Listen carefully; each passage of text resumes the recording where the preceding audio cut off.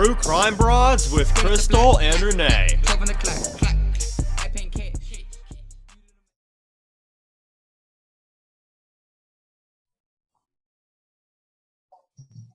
Hello, welcome to True Crime Broads. This is Crystal.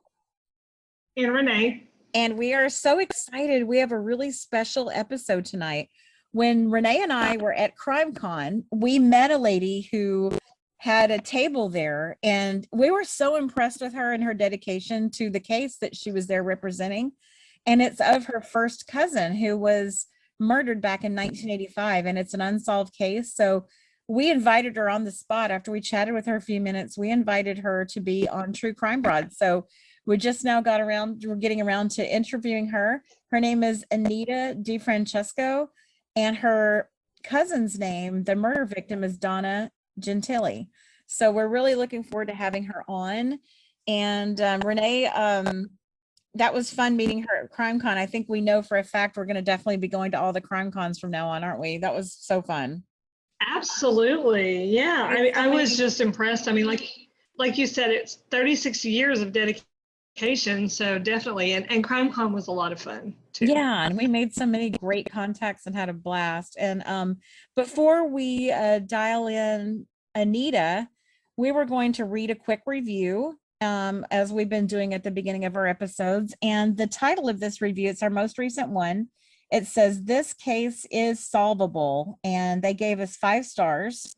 And the review says, yeah, nice. And the review says, "I love this show because it's created with an active belief in the solvability of the Missy's case. Seriously, who cares about the quality of the audio? I don't even notice.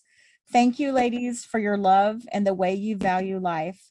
Missy will never be forgotten, and her life mattered immensely. Let's highlight that and get this solved." So that's a really nice one. Yeah, it was a great one. So I guess with that being said, without further ado, we are going to introduce Anita. Stay tuned.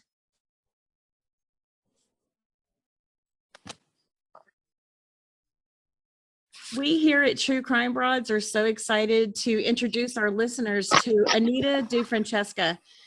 Anita is a tireless advocate for her first cousin, Donna Gentile, who was murdered in San Diego County in 1985. The case remains unsolved. Anita, thank you so much for joining us on True Crime Broads today. Hello, Renee and Crystal. How are you? Nice to be here with you. We're great. It's so nice to finally have you on. Thanks for your patience with our crazy schedules. And it was fun. It was so fun meeting you at CrimeCon, and we are thrilled to finally be doing this. Please, if you don't mind, if you could just sort of introduce us to the case and kind of walk us up to how we got where we are today. Sure. The Donna Gentile story, which is the name of the book, and Donna is a first cousin of mine. The story took place 5 years in San Diego, with her ending up being murdered in 1985, in a time when women didn't have a voice, when, she had worked. Well, let's start it this way. She was a runaway from Philadelphia, Pennsylvania, and she ended up working, so to speak, in the streets as a prostitute.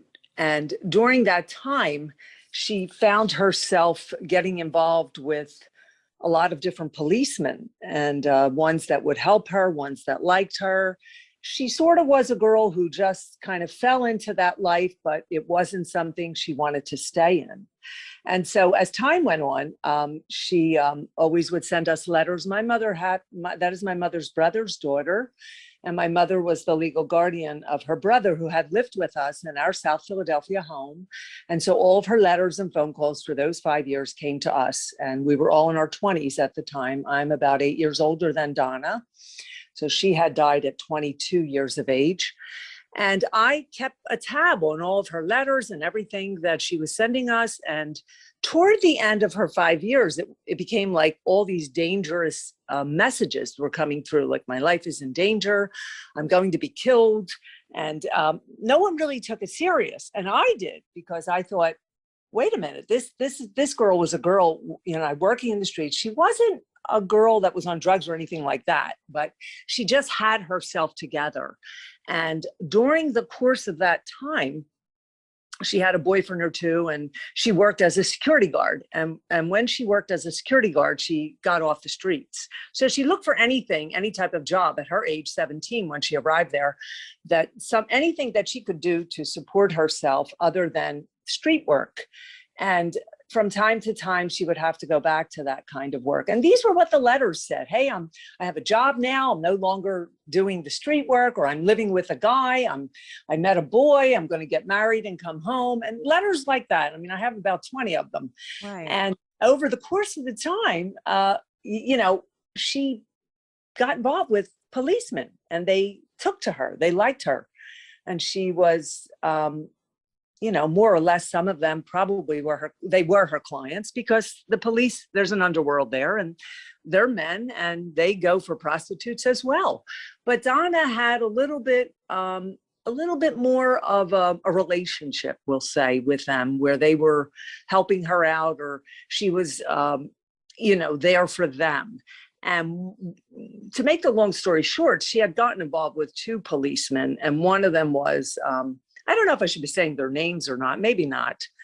You'll have to read the book for that. One of them was the head of the prostitution unit. So he worked on keeping her out of jail. He took her off the streets. He was bringing her under his wing. But in the meantime, the way I perceived it is that they were doing sex trafficking with her amongst the police. Whoa. Now, yeah, mild, but it's okay to do sex trafficking in the sense of where everyone's in agreement. That's a different type of sex trafficking. But if somebody is trafficking you to their friends, it's considered trafficking. It's not considered being a hostage in the sense that we know sex trafficking. So she had gotten involved. And then another policeman she was involved with wanted information on the lieutenant. And to make the long story short, again, it turned into a scandal and a triangle. And she had to go to court, and she went and reported one of the policemen for sexual harassment, is the exact words that she used in the letter that I have in the book. And I thought, wow, 1985, I mean, women didn't really say sexual harassment as much as they do as much as you hear it today. Right. And I mean, really, it was like, when I read it, I was like, sexual harassment, like it was a term like I just discovered 10 years ago. Right, not really, right. In the time we're living and the generation. And so I thought, oh my God, the police sexually harassed her. She went into the police department, and so what happened was the internal affairs, they ended up making her a police corruption informant, a confidential informant, to report on corrupt cops. So by this point, she's, are you there? Yeah. Yes, we're Hello. here. We're Yeah. here. Yeah. So when she reported this policeman, and then she had to go to court, both policemen got fired on account of her testimony. But one of them got his job back, the lieutenant, and they had demoted him, and he stayed on until his retirement. But the other policeman, who was a regular patrolman, they fired him completely. And so this is where where a lot of the different theories come on her murder, because now the internal affairs makes her a police corruption informant, a confidential informant, to report on corrupt cops. And usually when someone becomes a confidential informant, they're trying to get less jail time, they're working off jail time, or they're getting a stipend pay. And when you're doing that, you can't be, say, if you're a drug dealer or a prostitute, you can't be engaging in those activities if you're a confidential informant. Right. And yeah, you can't be doing that, because the police department, they're not giving you a big paycheck. They're paying you per diem for each day that you help them out. But it was unheard of, because she had a lawyer, and her lawyer was trying to find out, what are you doing with my client? Why is she reporting on corrupt policemen? I mean, this is not the kind of thing you take a young girl, 22 years old, or 21, she probably was at the time, because she was murdered at 22, and she's a working girl in the streets, to report on corrupt cops. So it was, her lawyer was involved in all of this, and he was trying to find out why the darkness, what was going on. Donna knew a lot. and this is the way I perceive it, that she had known a lot, and she may have been considered a whistleblower in the sense, for lack of a better term, she may have been considered a whistleblower. And she did report on a lot of cops because the articles, one of the articles, 7 cops had gotten called in or fired or demoted. But she was just going along with what they wanted her to do. Now, you remember, they're in control of her. She's in fear. Here's a girl that's in fear, that is believing them, is being betrayed by them at the same time. She was betrayed by them. They put a deadbolt on her door. They were supposed to put her in what do they call that? Witness protection. Because now all these different cops got reported by some 21-year-old.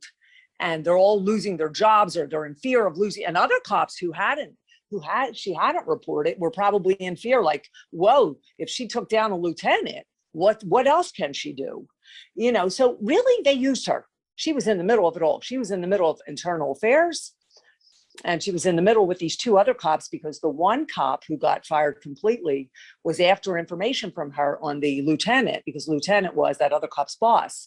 But the other cop felt like, well, what's good for the goose is good for the gander kind of mentality, where like if lieutenants could hang around with prostitutes and go on trips, she had went on a Colorado River trip with them, her and some other girls, where they were dates. They call them dates.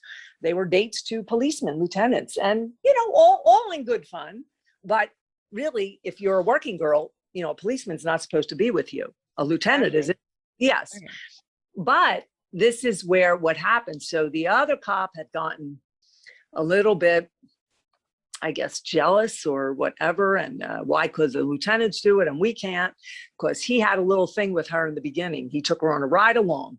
The one patrolman that was fired completely took her on a ride along. And what happened was, in the beginning, when she first got there, when she was 17, Donna wanted to become a law enforcement person herself. We have policemen and sheriffs in our family here in Philadelphia. She wanted to work in law enforcement. She had the brains, she had the independence. She wasn't a girl that was on any kind of chemicals or anything. Of course, she dabbled like we all did, but she didn't have addictions, we'll say.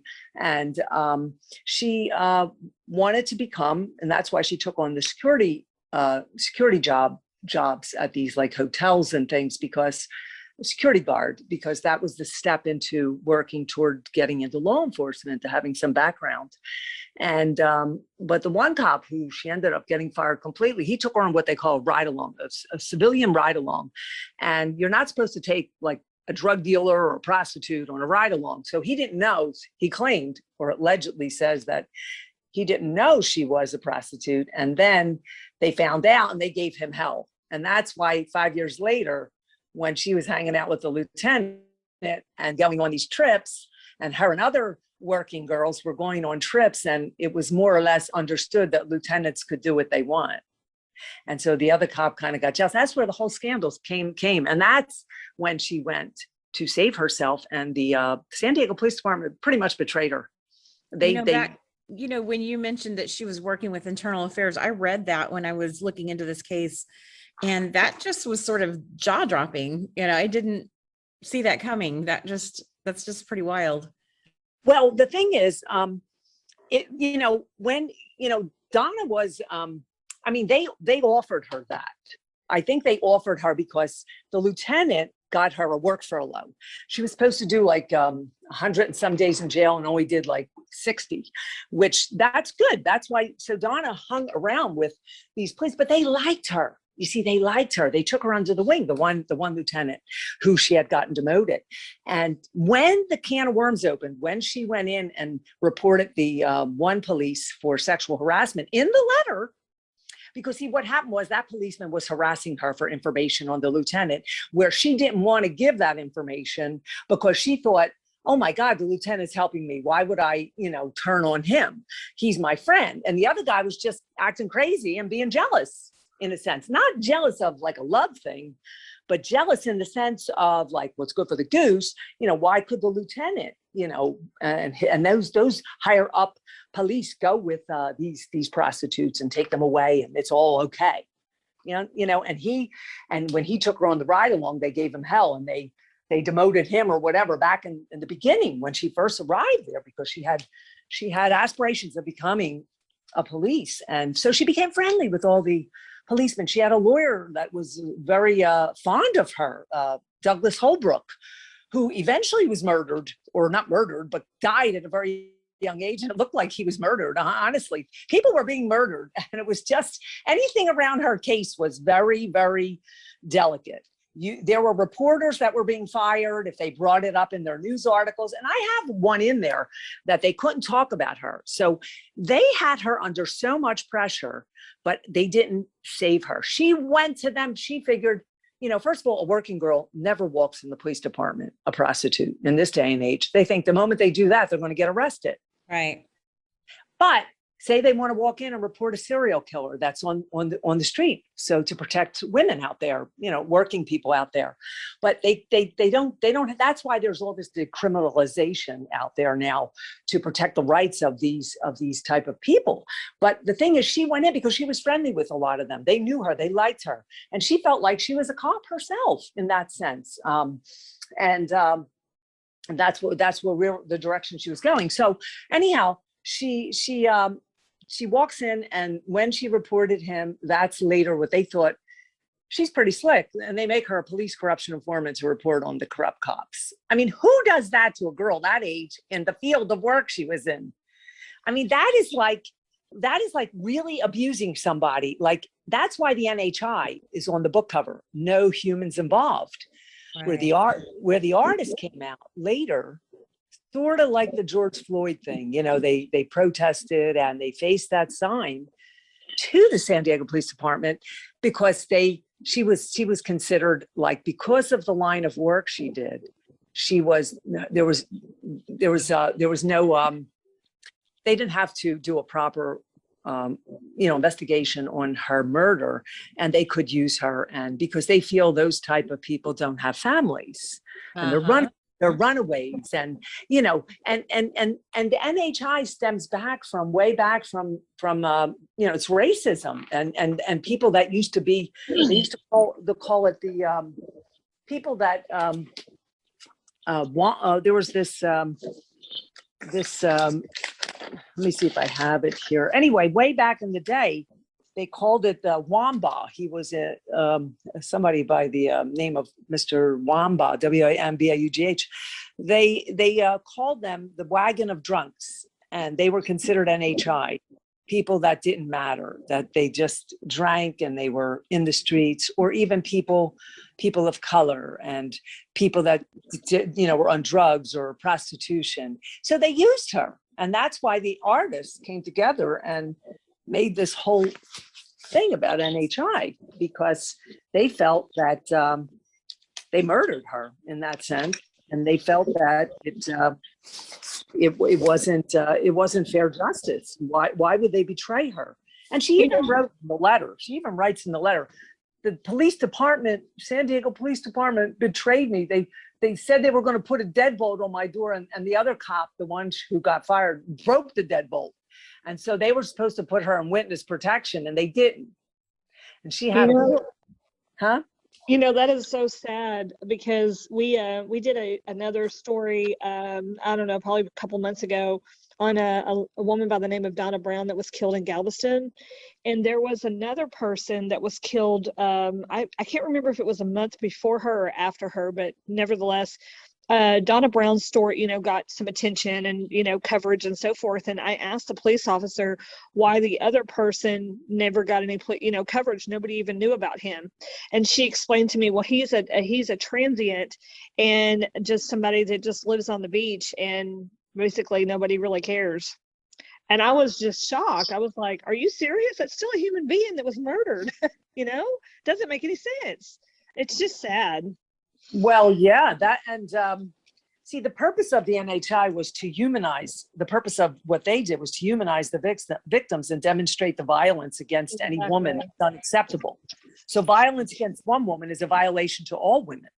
Right. And it dates back in murder history on the East Coast. Dick Lewis, who was a detective at the time around Donna's case, there were many detectives. There was Thomas Street that worked on it diligently, And he was part of the sheriff's office because she was found outside the county. So the sheriff's office had to take charge of it. I wonder why she was found outside the county and not in the actual county of in San Diego itself. And that right there to me is a red flag, because when the sheriff's office started to handle it, they had to go through a lot. They were I talk about Thomas Street in my book, that they were being pushed aside. They were not cooperative. The police department wasn't cooperating with them on this case. And so it was many years that it's a cold case. But what's interesting is that the autopsy is still sealed today. The coroner's office sealed that. Her autopsy is one of the first in San Diego and one of the only autopsies ever sealed there.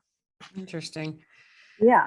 I read that and I wondered about that myself. What would be the point in having it sealed this many decades later? That doesn't make sense. Well, the thing is, first of all, a lot of people are dead by this point because of the age.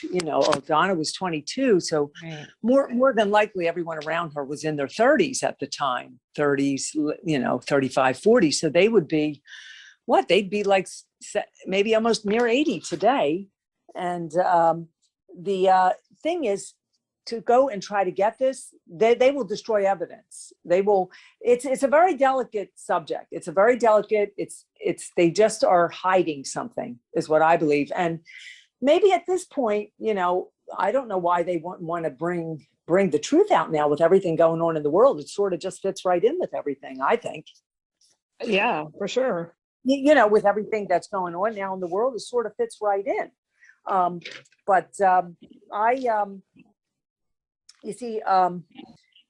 anyway, the cops, they didn't think they needed to go out of their way to protect people like this. Right. Or any fringe members of society, see, the NHI, it dates back to murder history. As Dick Lewis said, it was prevalent in California, Los Angeles, and San Diego, but it was discovered, the word NHI, no humans involved. There's not much on it in the internet, believe it or not. In detective magazines that were East Coast detective magazines, if you buy those old detective magazines, you might see the acronym NHI in there. And I've bought some. I'm looking, I'm still looking, but it sort of means less than dead in another sense.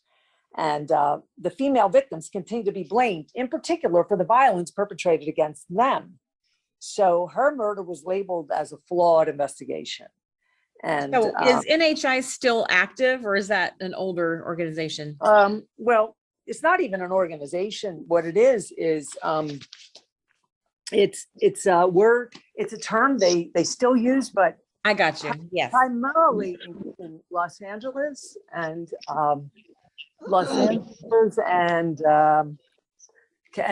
San Diego. I think more LA, actually. I used to live in LA 20 years, so I never heard it until Donna's thing. And there was a let me see, I'm looking in the book here. Okay, there was the Sacramento Bee. Here's what they put with Donna's face in one of their articles. It's in my book on page 178. These were misdemeanor murders, biker women and hookers. Sometimes we'd call them NHIs. No humans involved. San Diego Police Source, Sacramento Bee, October 7th, 1990. Misdemeanor murders? Yeah, these were misdemeanor murders. Well, this is what someone at the San Diego Police Source from the Sacramento Bee said. And it's just a quote that I have on her picture that I found in the internet. Oh. These were misdemeanor murders, biker women and hookers.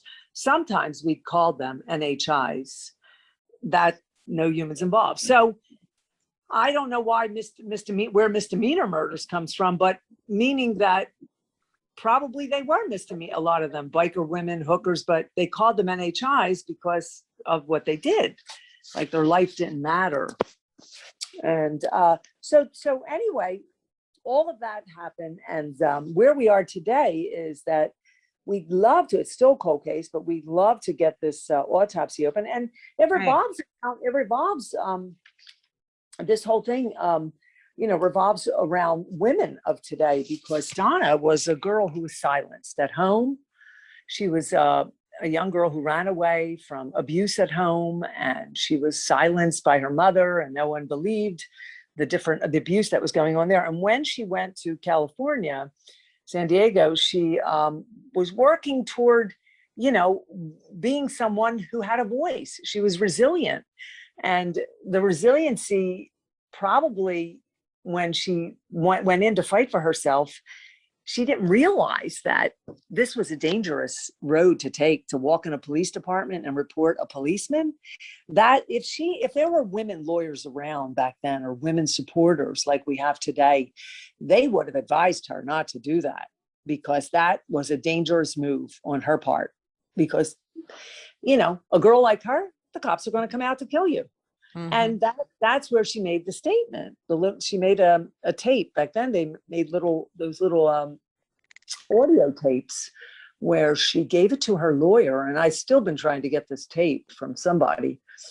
But it says, I feel someone in a uniform can still be a serious criminal. She said the whole thing. It was a long, I don't know, you probably saw it. It says, in case I disappear somewhere. Yeah. So she actually predicted her own murder. That she knew. So she predicted. Scary. Yeah, and the thing is, she knew that she knew too much, and she had called us and said, "My life's in danger." In the letter, on the phone, I can't leave my horse. Now, her horse there, she it was expensive to have a horse, and she had, horses are spirit animals, so she had this connection, this love. I mean, with the life that she had been faced with, the horse was something she couldn't leave. And when it was time for her to come back, she says, "I'm not going to leave, even though my life's in danger, until I can get my horse to go with me." And we told her, "Please come, leave the horse." And she couldn't do that, because her resiliency overruled her entire psychological self. Excuse me, I have a little. Her resiliency, took over her feeling. She felt that she was, she was strong enough to deal with whatever was coming. Yeah, but I saw where she said when she was in jail, she said, "When I get out of here, I'm not safe." That's just really crazy. Right. Something happened to her right after that. Well, early on, yeah. So see, so for her, not having a voice is what my big thing is that right. She was a girl who walked in a courtroom, and it was a court, and the media, the news media was there, and 2 cops got fired. I don't know anybody in 1985 that, especially a woman that's a working girl, getting cops fired. And right.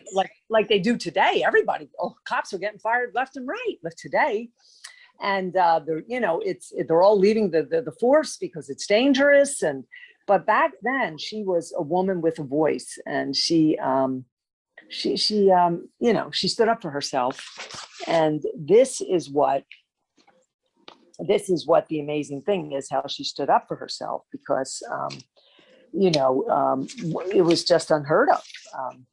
Like I have this saying, it's a fearless woman is strong when it comes to facing hard situations. They're confident in who they are, what they believe, and in their example of fearlessness, they encourage others to be courageous and make a difference. While many think of men first when it comes to these strong figures, there are also a number of important women in the Bible who inspire, not only because of how they lived, but also because of their rock solid faith, even in some of the toughest of circumstances, because they fought injustice and dared to lead. So we can learn a great deal from these women. That comes from the fearless daughters of the Bible. And that's who Donna was. I mean, we can learn from her story because she stood up for herself, and without the woman's support behind her. Exactly. If we had, Gloria Allred or those kind of people back then. Oh, goodness, yes. I mean, this would have been, so the whole thing went viral, actually. Her whole story went viral at the time. I have a question about the autopsy. What kind of reaction does the family get when you guys try to ask them why it's still sealed? How do they respond, or do they respond? No, we haven't. That was a while back when we, there is no, we haven't had any contact with the coroner's office since then. Okay. So there hasn't, it's been a very long time, but but I'm afraid to do anything because whatever evidence is left may get destroyed. Because this was something that everybody was hush hush about. I mean, a couple of reporters got fired back then for writing a story about it. Wow. This was like today. You see today how everybody gets fired for things now, like that page we're on.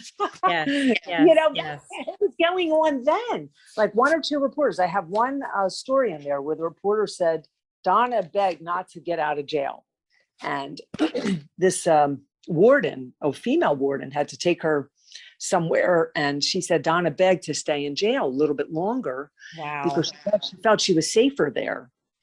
That's pretty incredible. That's a pretty big testament to how much danger you think you're in if you would rather be in jail. Really. And this particular woman took it to, and I have the story in there from some reporter. I don't know what page it's on, but this particular warden or nurse or whomever, I think they were taking Donna somewhere to get checked or whatever. And Donna said, I want to stay in jail longer and my life's in danger. This particular reporter said she had written something about it. And they said, if you write anything again, you're going to be fired, or they fired them and they had to withdraw the article. And I got a copy of it, but that's what was going on. This is how much they were in fear of a young girl, a young woman, and she's 22, and she's a working girl in the street who has a brain and a head, and she's like together, and she wants to be one of you, and they were in fear of her, so much fear that they had to go murder her. Can you believe it? She sounds like she was a very powerful young woman and very smart. Yeah. I'm trying to think of what can be done now. What do you think we could do now to bring some attention to this case? I know you said you feared that they might destroy evidence if some light is shed on it now. What do you think can be done to move forward? Because well, here's the thing. The CBS had moved forward about a couple of years ago, which David Gopperson interviewed me, which I have that video that he did on my book on the website, but he interviewed me and they approached, which I have that in the beginning of the book. They went in and tried to get the autopsy open. So they did approach this. See, they're working on it without us because they can. It's public domain. Okay, great.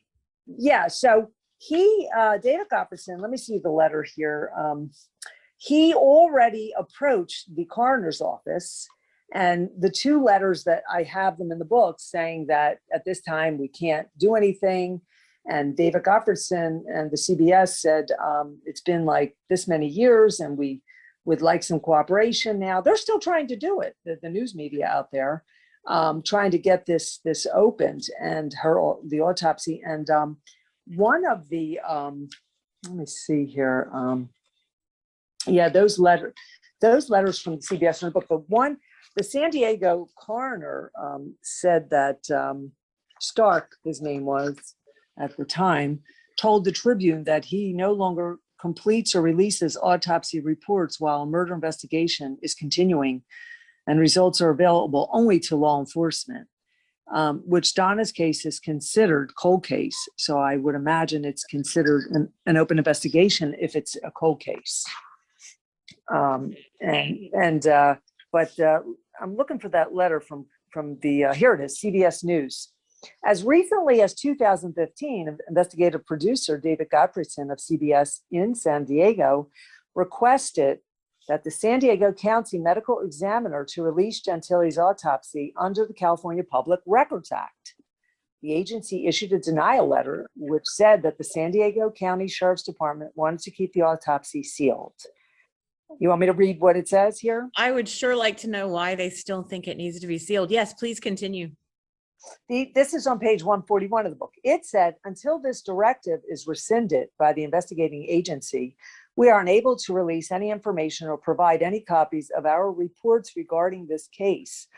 The public interest in the release of these reports and the information contained within does not outweigh the public's interest to withhold this information, as it may interfere with law enforcement's investigation and or a successful prosecution. Wow. So it's bull. It's all bull. They're just, the letters are here, which you can see them in there. They're in the book. And that was as recent as 2015. So for me to do anything, I'm not, as a family member, it wouldn't be good for me to go into this. It's somebody that, like a reporter or a sheriff, has to do it. That's all we can do. I don't know what else to do at this point. Man. And let's see. The police department said that there were no suspects of Donna's murder, and I think for them to take the life of a young girl, my first cousin, and I had lived through this whole thing. I moved to California to go try to find who killed her. So I got involved in all these. That's when I put this book out. And I put this book out at this time. I put it out in 2018, only because of everything. I was afraid to put out a true crime book. I wrote another book on something else, but not true crime. And I just thought, I'm afraid maybe I'm going to get murdered next, Well, yeah, I can understand why you would be uneasy, for sure. Definitely. Then when I put the book out, I got all these phone calls from all these different detectives that knew her and stuff. And it was like, I'm like, oh my God, I started to get scared. Like, whose name did I put in there? Oh my God, did I say alleged? What was the feedback like from the detectives that contacted you? Oh, some of them said they knew who killed her, and I knew her. I think a lot of them might have been her clients, or like, I knew her. She was really a great person. And she really got the bad end of things here. But then others might say, well, I really knew who killed her. And most of these people that had called me were pretty much retired. And, but I just kind of got a little bit, and I only put it out now at this time because of what's going on in the world, everything, I thought it was the perfect timing. It really is. And now, what was their reasoning that they gave you? If some of these people said they knew who killed her, why didn't they report that to the right place? Well, because I think everyone was on edge. I think if anyone did, they could find themselves murdered. But what about this many decades later? Why wouldn't they come forward with the truth now? Wouldn't they feel safe now? I think that I think that it would make the department look bad. Okay, I see what you're saying. Yeah. It would make them look bad, and then maybe we would have a civil suit. They'd have to dish out money, for this unnecessary, the futility of her murder. I mean, it's like, why would they murder a young girl like this? Because she knew a little bit, and you guys betrayed her. See, they betrayed her, and they were supposed to protect her and put her in witness protection. They did not do that. And in the letter, I wish those people today who say they think they know who did it would come forward and let a proper investigation happen, if possible. At this point, it just seems like this many years later, there should be some people there at the county willing to look at this through a different set of eyes. You know what I mean? Right. Well, we're getting there. I think we're getting there. I think that her lawyer was so aggressive on the whole case after her murder. He was working with the police department, wanting to find out as much information as he can about what she was doing for IA. And he came up against a few walls, just like Thomas Streed did. He was the main detective on this, and he came up against a few walls, and they came up against a few walls. But, Douglas Holbrook, her attorney, was such a good friend of hers. Donna rode horses with his one of the female attorneys in his office. Donna was friendly, but these were her friends, and the cops were her friends. Everyone was friend, and then she got betrayed like that. So when Douglas Holbrook came up against these walls, he kept pushing. He had a radio show back then, a little radio show, and he talked a lot about Donna's case and other cases, murders and different things. And he died young, and from what I heard, he might have been murdered. Wow. From what I heard, all the information that I'm finding out now. Yeah. That there was a good chance that he could have been murdered. because Wow. he was pushing the envelope with this. Now, remember, he's a lawyer. He was her lawyer. Right. So he would continue. And then he had a radio show where he was announcing and talking and broadcasting, and San Diego's a small town. So it's kind of, everybody knows everything. Everybody knows your business. It's a small area, small place. But that's what I heard. But I don't know that for sure. Right. He died young, and someone said there was some question about how he died. He could have been because he was pushing the envelope on her case. And but it was I want this autopsy opened now. Right. She was just a girl who ran away, who was innocent, who was saving herself in any way that she can from the life she had in Philadelphia with her stepdad and her, the Philadelphia, what was going on. She wanted to have a normal life. In her letters, I'm coming back, I'm going to get married, I met a boy. I mean, it was a lot of that kind of talk. And, but she was silenced, abandoned when she speaks of her hardships at home. And she was, resilient. So the resiliency kind of overpowered her, where she thought she was, unbreakable, I guess. Right. Unbreakable. And that's where the, where women would have helped her, supportive women. I agree. Yeah. And what about the mainstream media today? What can we do to help all of us podcasters and people like yourself, advocates? What can we do to try to get attention and get the mainstream media looking into this and get some real investigative reporters? We found one of the main case that we are into here at True Crime Broads is the Missy Beavers case. And we've been really surprised. I don't know what happened to those old school investigative reporters that would stop at nothing. They don't seem to really be around anymore.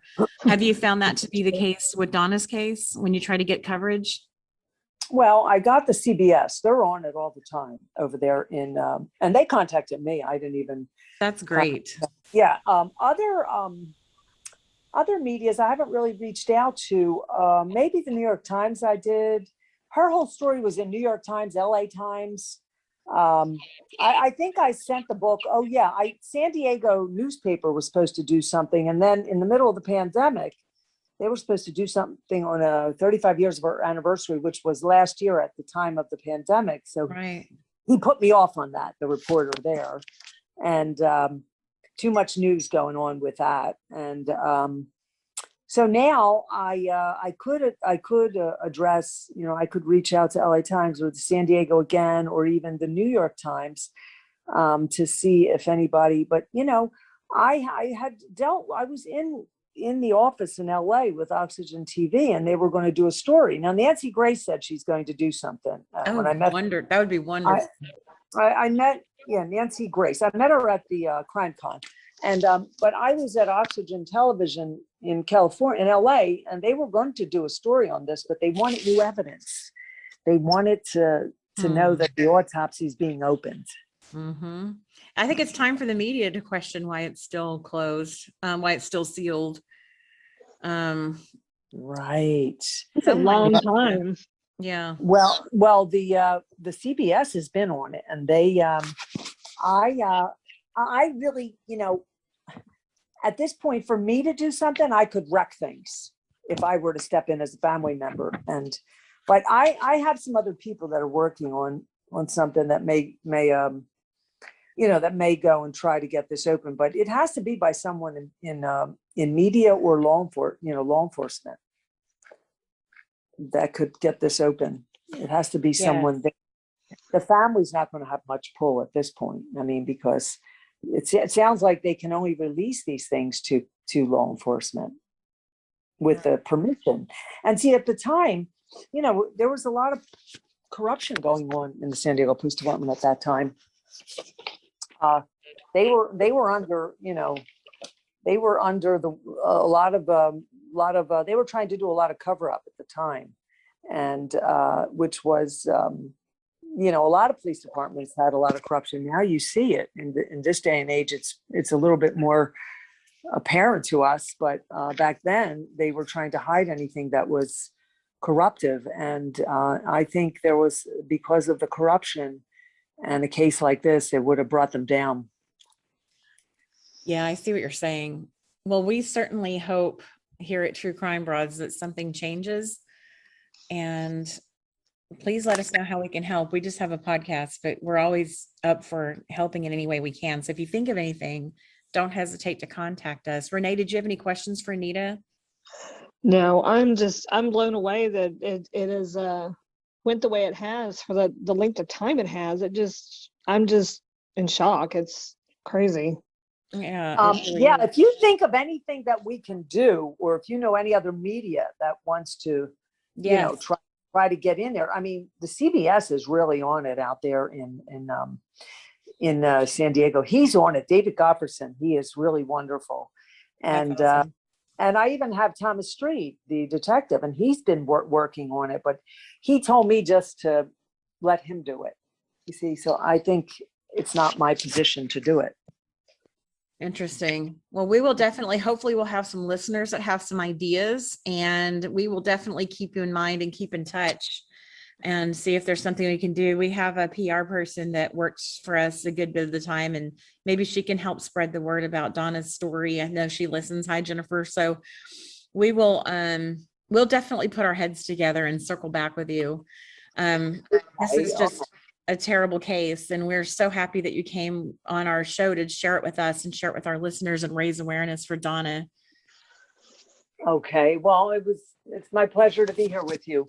I'll send you some stuff, maybe the picture of the book that you can put up or something. Oh yes, definitely. And we will have all of that on our social media. And if you would like to check out Anita's social media, her right now she is on Instagram as the Donna Gentile Story, and it's Gentile.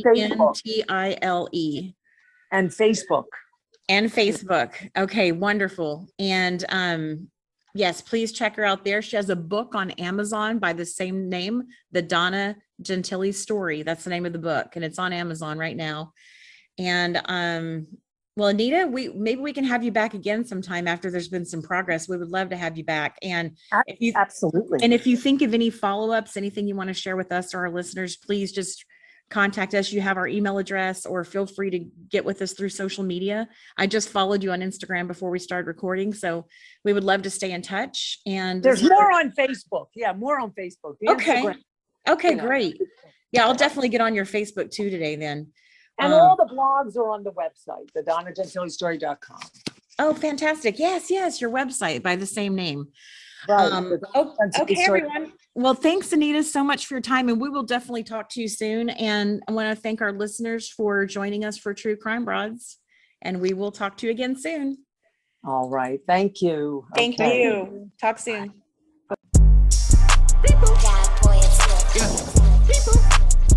Yo, Pierre, you want to come out here? Hey. Straight up the black, 12 on the clock, I paint cash, you do the math, I bust the bag, you took the tab, how could you fast, you at a gas, money nest, status in my crew, everywhere we go, we dripping like we fools, everywhere we go, we dripping till we cool, dripping in the summer shade, people do not know shade, ayy. Margiela on my shoes, Mason Margiela, and I walk around like shoo, hey. Yeah,